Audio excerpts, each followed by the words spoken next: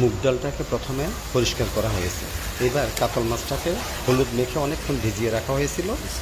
এখন হালকা করে তেলে ভুনা করে নেওয়া হচ্ছে। মশলা এবং মাছটা ভালো করে ভুনা করে নেওয়া হচ্ছে।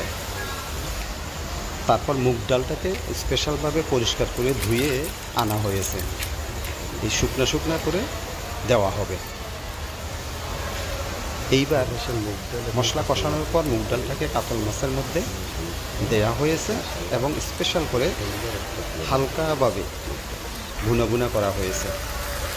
আজকের তরকারিতে বেশি ঝোল থাকবে না, একটু শুকনো শুকনো করে রান্না করা হবে। মুগ ডালের স্পেশাল রেসিপি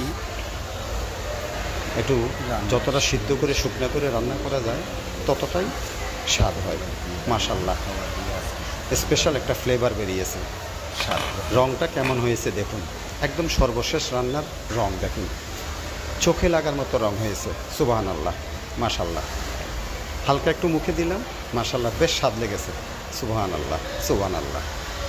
আল্লাহ হাফেজ, আসসালামু আলাইকুম।